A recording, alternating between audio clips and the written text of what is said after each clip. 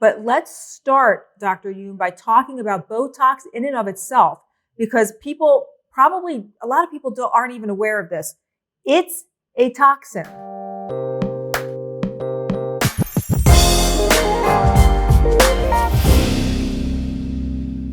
Hey everyone, it's Dr. Kellyann, and I'm super excited for this episode of Digging In, where I take on a topic that I've been so curious about for so long with one of my favorite experts out there, Dr. Tony Youn, about Botox. Botox, is it any good? Should we be worried about getting Botox? Where does the Botox go once it's injected into your body? Is there an age where we should stop or an age where we should start? Are there any contraindications, or what do we need to know exactly about Botox? Well, today I decided to dig in. Hello, my friend. Thank you so much for having me. Oh, I'm so happy to be here. And, little did I know that one day, after meeting you so many years ago, Dr. Youn and I go way back, meeting you so many years ago, that you and I would be sitting here talking about Botox of all things. Yeah, I know. Let's start, Dr. Youn, by talking about Botox in and of itself, because a lot of people aren't even aware of this. It's a toxin. So Botox, right, is actually from the bacteria that makes botulism, which can be a deadly form of food poisoning. So talk a little bit about how dangerous is this, what kind of toxin, all of that. Yeah, so you're completely correct. Botulinum toxin is one of the most powerful toxins in the world, and it functions by basically paralyzing muscles, by basically preventing your nerves from interacting with the muscles. And so when you develop issues with botulinum toxin complications and things like that, it's because you can cause muscles to not work that should be working. So it was initially used therapeutically by ophthalmologists. When people have spasms in their eye muscles, if you injected the tiniest amount of Botox into those eye muscles, it would help to treat the spasms. And a lot of other muscular spastic disorders, Botox was used for.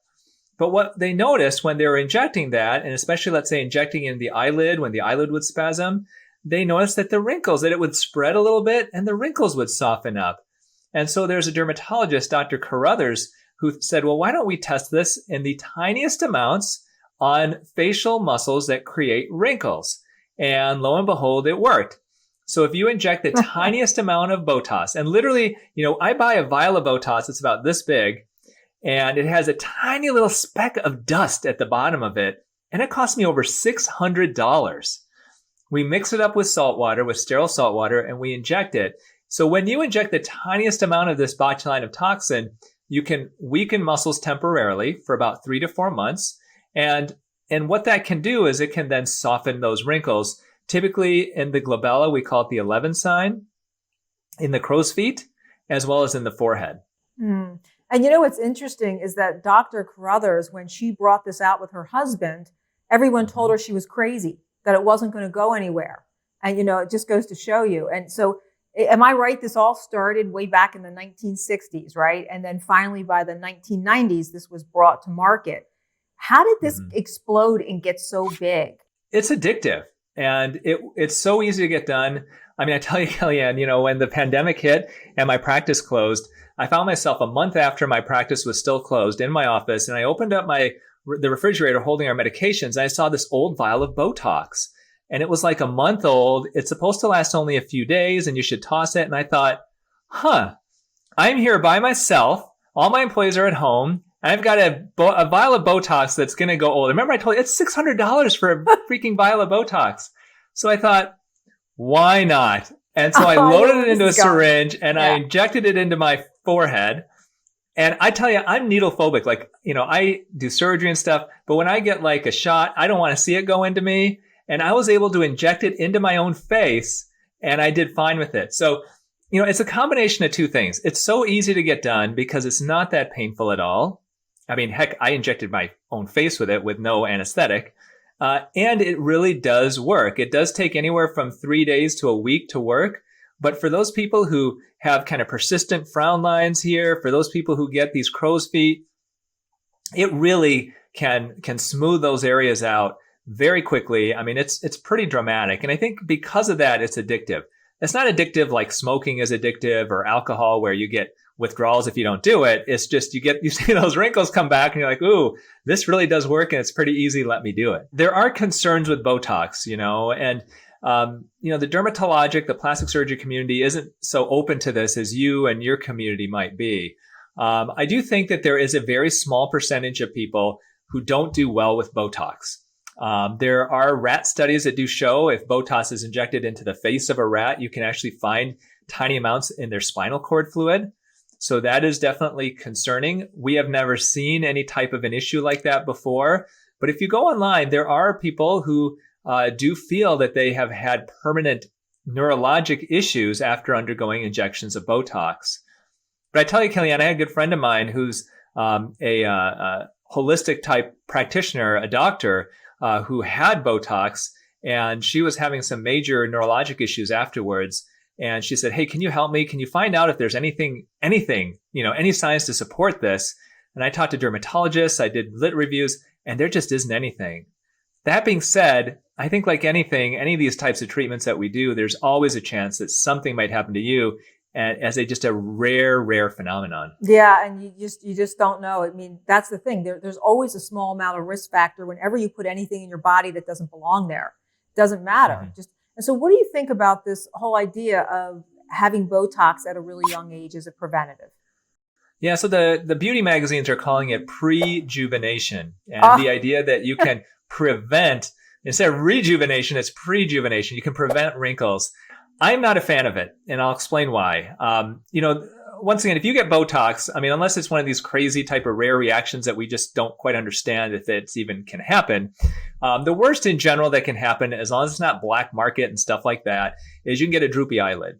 Okay. And a droopy eyelid stinks. You don't want to walk around like this, but it's not going to stay forever. A couple months later, it goes back to normal, and there you go. The reason why I don't recommend Botox as prejuvenation in general is I see patients who've had Botox for 10 years, for 15 years, and some of them appear to get resistance, possibly antibodies to it, meaning that you need a larger dose of Botox to work. Maybe it doesn't last quite as long, or maybe we have to go to a Botox alternative, one of the other companies that makes a different type of botulinum toxin. So if you're in your 20s and you don't have any wrinkles and you're injecting your face full of Botox, are you potentially setting a stage that when you're my age or Kellyanne's age and you really do want the Botox, it doesn't work anymore for you? That's a possibility. Now, maybe we'll have something better than Botox by then, but that's the main reason why I think it's a waste of money. It is a medical procedure. Why are you doing that when you might be setting yourself up in the future when you really need it for not being able to get it? Do you have any crazy Botox stories? Do you have any stories of just it went wild or rogue or like any crazy stories? So the good thing with Botox is it's a tiny needle.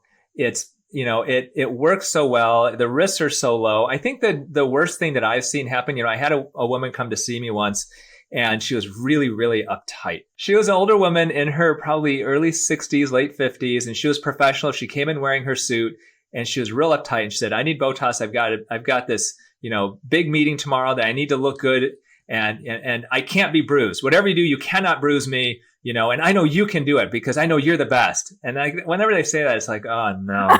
You want to run for the hills. There are things that are outside of your control. Yeah. So I'm like, are you sure you want to do it? You've got this big event. No, I need to do it. I got to get rid of these lines. I'm like, oh, okay. And so, I do everything. I put some ice over the area to hopefully shrink down the blood vessels that might be there. And I carefully inject her with the tiniest needle. I do the first injection. I pull it out, and blood starts squirting out of her forehead. Oh my God. Literally squirting and onto her shirt. It was I've never seen that before.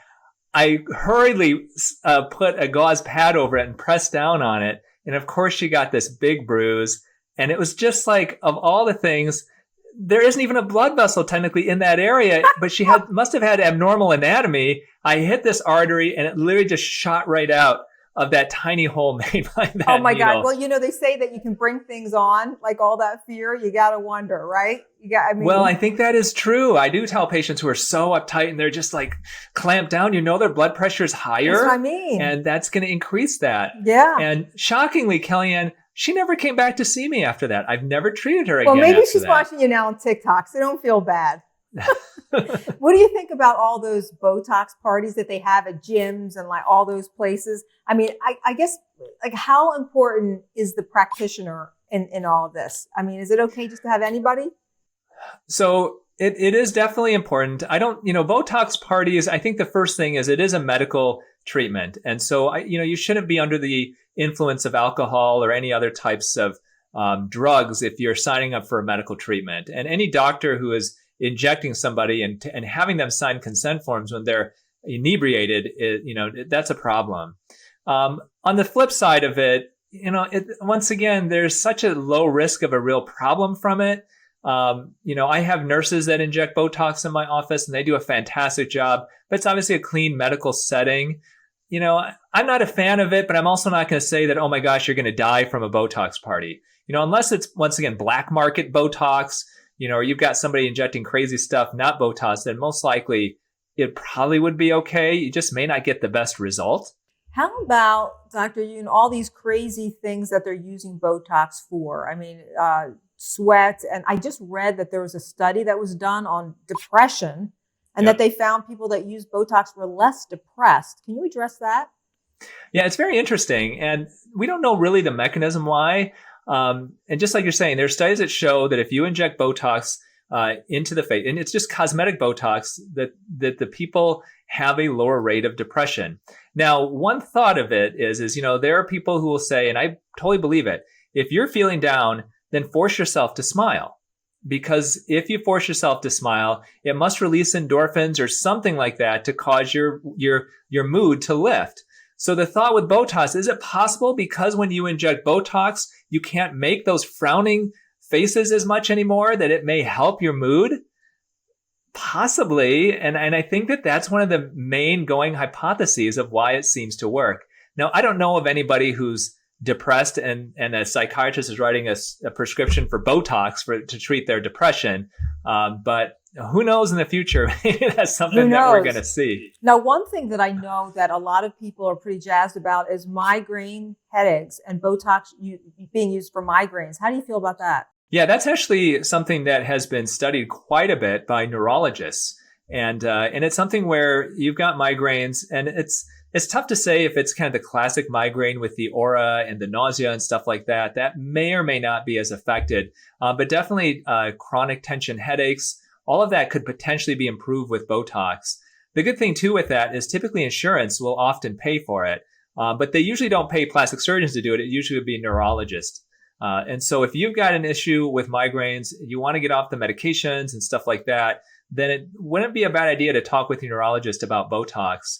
And hey, you know what? If they have any left over, you can always tell them to put a little bit up here too. Yeah, why not? Why not? It's interesting how many different kinds of physicians now are using Botox. It's crazy.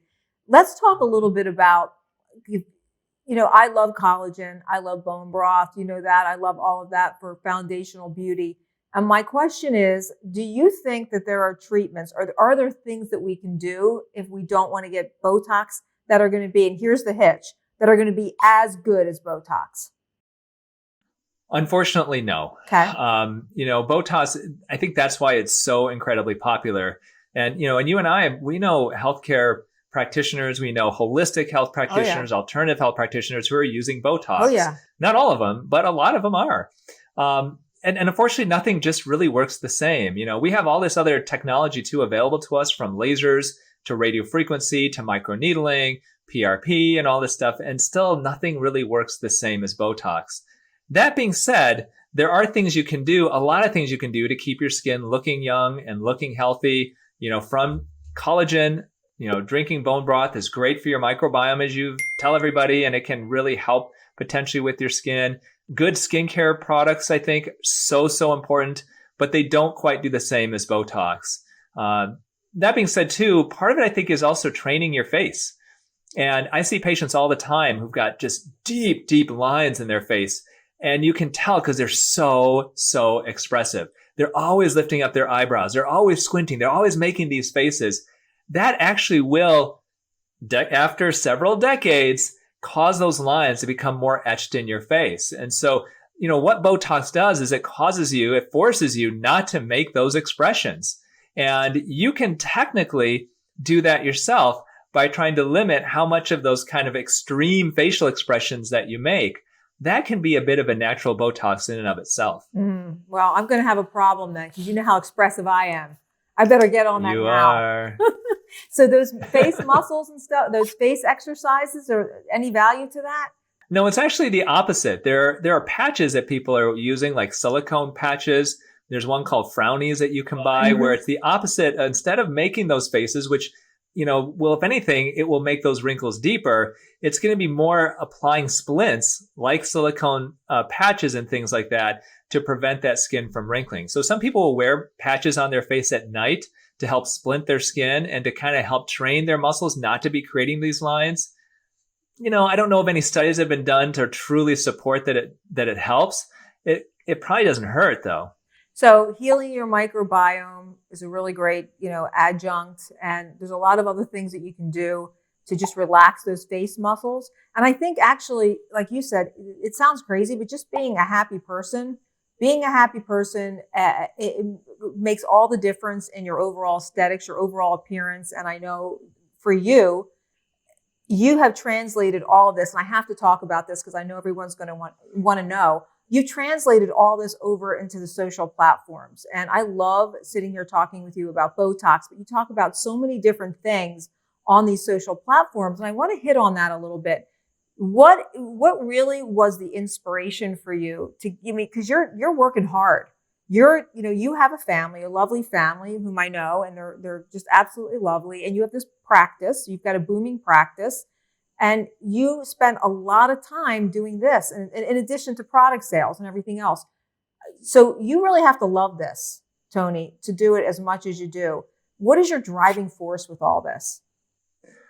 Yeah. So, when my practice shut down last March, it was very abrupt. It was literally a 3 hours. At one point, I thought everything was going to be all right. And then 3 hours later, the office was closed for 2.5 months. And I told all my employees, I'm going to keep you on payroll. I'm going to pay you somehow. And I had to figure out a way to get some money coming in. On top of that, with the fear that everybody had last March, and being somebody who had a pretty good sized following at that time, I thought, maybe this is a way for me to reach out and help those people who are afraid, who are lonely, people who are single, who are stuck in their apartment by themselves. And so I spent those 2.5 months doing the one thing I could think to do. I started creating content. I started, really letting my personality out there and trying to create content that could inspire people, that could help, maybe help them feel better, even take them just to, give them a chuckle and take them 10 seconds to, 10 minutes away from the fears and the scariness of daily life then. And it really just connected and everything exploded at that point, and I went from having, a couple 100,000 followers on all my accounts to having millions. And I think it's because people saw me as somebody that they could spend a little time with. And I think they trusted me because I wasn't there to try to sell them anything. It was just there to try to connect with people. And I have to tell you, I have loved this conversation. I could talk to you forever and ever. I want you to tell everyone, Dr. Youn, if they don't know, where can they get more of you? Well, you can find me on all the different social channels from YouTube to Instagram to TikTok. I also have a podcast called The Holistic Plastic Surgery Show. And my second guest ever on my podcast was a Dr. Kellyann Petrucci. So, so I interview all sorts of holistic health experts, dermatologists, plastic surgeons, and I'm real proud of it. And I've got to have you back on sometime. You've been on a couple of times already, but I got to get you on for a third time. I'm ready. I want to talk about digging in. So I'm ready. It's a real pleasure for everyone. Again, this is Dr. Tony Youn. You'll find him everywhere. And it's been a real pleasure. Mwah! Thank you so much, Italian kiss. Can't wait to see you in person. Same here. Thanks. Okay, guys, do I dig or do I ditch Botox? I definitely dig it because after talking to Tony Youn, I've learned so much and see why this is certainly better than a lot of the elective surgeries or other choices out there. Now, Botox is definitely a toxin, and I'm never crazy about any toxins in my body, but if you have to do something, I dig it. I am absolutely shocked at how much I didn't know about Botox when I thought I knew so much. So until next time on the next episode of Dig It In, see you then.